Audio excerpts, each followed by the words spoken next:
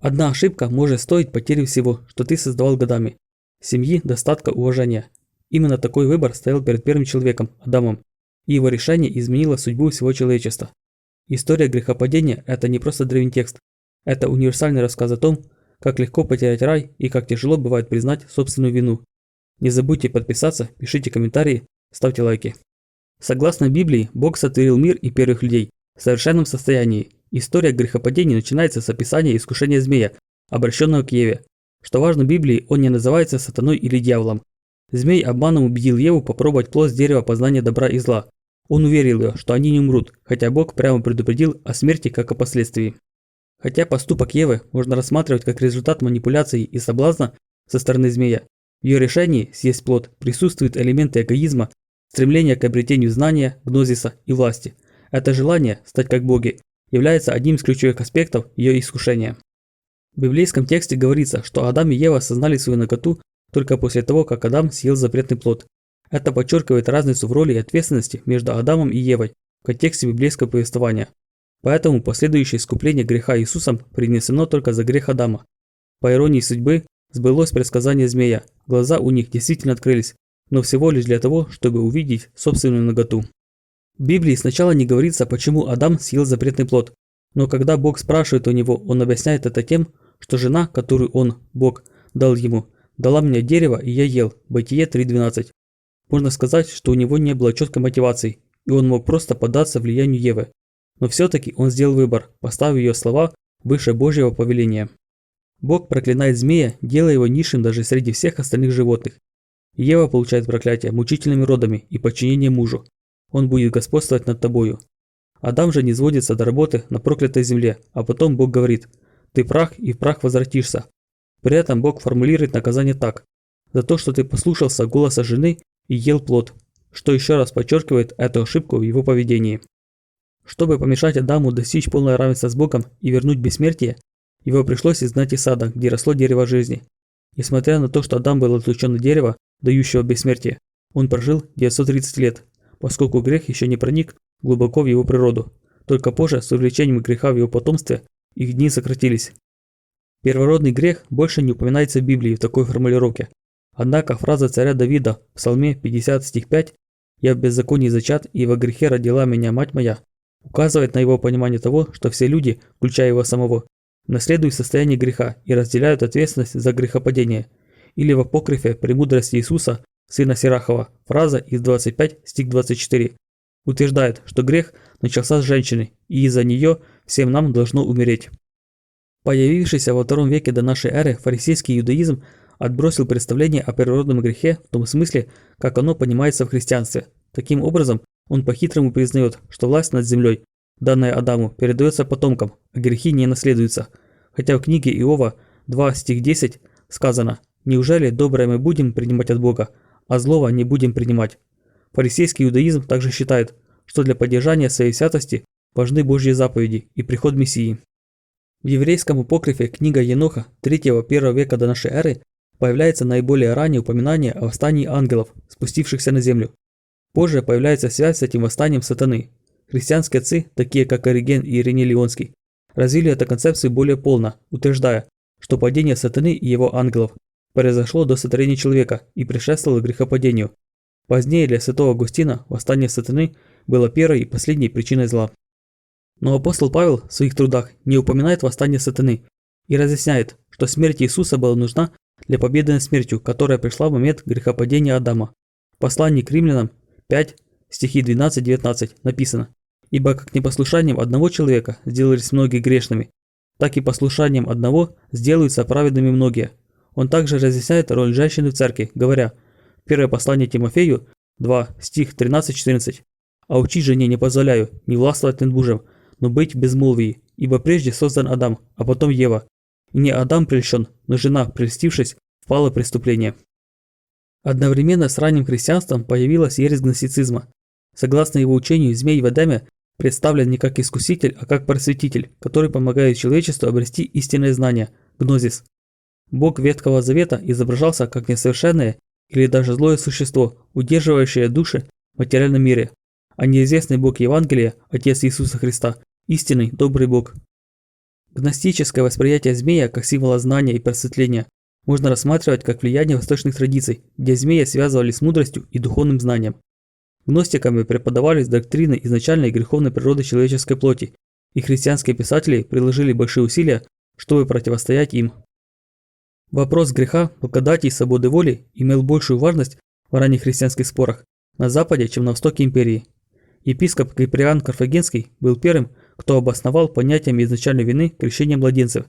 Киприан пишет, что младенец, рожденный, вообще не согрешил, за исключением того, что, родившись плоской по Адаму, он заразился заразой первой смерти от первого рождения. Греческие отцы не учили, что люди лишены свободной воли и вовлечены в полную греховность. Учению о первородном грехе на Западе противостояла ересь пелагианства. Святой Августин был одним из основных их противников. В борьбе с ними он в V веке ввел понятие «первородный грех» и разработал детально эту доктрину. Августин учил, что это было как проявление глупости, так и гордости и непослушания. Грех Адама передается через похоть или вредные желания, в результате чего человечество становится массой погибели, осужденной толпой, сильно ослабленной, хотя и не уничтоженной свободой воли. Когда первый человек согрешил, человеческая природа с тех пор преобразилась. Он считал, что до грехопадения Адам имел как свободу грешить, так и не грешить, но после грехопадения у людей нет свободы выбора не грешить. Человечество освободится, когда весь грех будет смыт, то есть в воскресении мертвых. Хотя Западная Церковь осудила пелагианство, она не одобрила Августина полностью. Такие писатели, как Иоанн Кассиан, считали, что падший человек все еще может выбрать следовать за Богом по своей собственной свободной воле. Возникший в VII веке ислам не имеет концепции первородного греха. Он учит, что после того, как Адам и Ева осознали свой грех и раскаялись, Аллах простил их. Наказан был Иблис, дьявол, за то, что он отказался поклониться Адаму и искушал его и Еву. Он был изгнан из рая и стал врагом человечества. Наказание Иблиса будет окончательно осуществлено в конце времен. Православная церковь после Великого Раскола продолжила традицию толкования греческих отцов и полагает, что хотя все несут последствия первого греха, то есть смерть, только Адам и Ева виновны в этом грехе. Она основывается в значительной мере на отрывке из Иезекииля 18:20. Душа согрешающая, она умрет, сын не понесет вины отца, и отец не понесет вины сына. Однако форма будущего времени в этом стихе не подтверждает православного взгляда об отсутствии первородного греха. В Европе средневековая мысль постоянно обращалась к библейскому рассказу о грехопадении человечества, оценивая природу женщины. Грехопадение осмыслялось как победа телесного, природного над духовным, собственно человеческим, а поскольку первое отождествлялось женским, а второе мужским, женщина была обречена нести главную ответственность за грехопадение. В их защиту выступила монахиня Хильдегарда. Она писала, что за слабую женщину нельзя осуждать, ведь такое ее создал Господь. Еще в учении отцов церкви было высказано мнение, что Мария искупила вину Евы. В средние века эта точка зрения отнюдь не являлась общепринятой, но в трудах авторов женщин она получила безусловную поддержку. Ранние философы-схоласты стали отождествлять первородный грех с похотью, например, Питером Ломбардским и другими. Но это было отвергнуто ведущими теологами следующего столетия, прежде всего Фомой Аквинским. В Средневековье считалось, что женщины более склонны к злу. То, что именно женщина, Ева, вела Адама в грех, привело к негативному восприятию женщин в целом. Это способствовало преследованию ведьм. В позднее Средневековье также стали популярны индульгенции. Они рассматривались как смягчение последствий первородного греха и других грехов, а их злоупотребление стало катализатором реформаторских движений внутри христианства. И Мартин Лютер, и Жан Кальвин сделали радикальный сдвиг в сторону толкования грехопадения Августина Блаженного. Они приравняли похоть к первородному греху, утверждая, что она разрушает свободную волю и сохраняется после крещения. Кальвинисты верят, что искупление от первородного греха доступно только тем, кого Бог предопределил к спасению. Католическая контрреформация, противостоя протестантизму, заявила, что хотя свободная воля, ослабленная в своих силах, никоим образом не была угасшей в людях. В 1567 году Папа Римский одобрил мнение Фомы Аквинского, осудив приравнение первородного греха похоти, и одобрил точку зрения, что некрещенные могут иметь правильное использование воли. В начале 17 века кальвинистская доктрина о грехе и благодати встретила решительный отпор богословом Арминием в Нидерландах. Он смягчил учение о природном грехе. Армяне считают, что вина Адамова греха не вменяется его потомкам, хотя загрязнение им передается от отца к сыну. Это осквернение не рассматривается как грех, но только как болезнь или слабость. Со времен европейского просвещения доктрина первородного греха была минимизирована. Идея о том, что спасение необходимо из-за всеобщего пятна первородного греха, больше не принимается рядом христианских направлений. Некоторые выдающиеся философы XVIII и XIX веков высказывались о природе и происхождении греха, и в частности, повлияли на богословскую мысль. Гегель рассматривал грех как необходимый шаг в эволюции человека, как осознавающего себя духа. Лидер либеральной теологии и философ Шейермахер рассматривает грех как неизбежный продукт чувственной природы человека. В 1667 году писатель Джон Мильтон создал поэму «Потерянный рай». Критики считают сатану настоящим героем книги и приветствуют его восстание против тирании небес. Современный мир все дальше уходит от буквального понимания первородного греха. Однако сама идея о несовершенстве человеческой природы повлияла на формирование важнейших политических теорий – демократии и абсолютизма. Джон Лок видел в этом аргумент против единовластия и за равные права всех людей. Гоббс же считал, что именно эта несовершенная природа требует сильной центральной власти.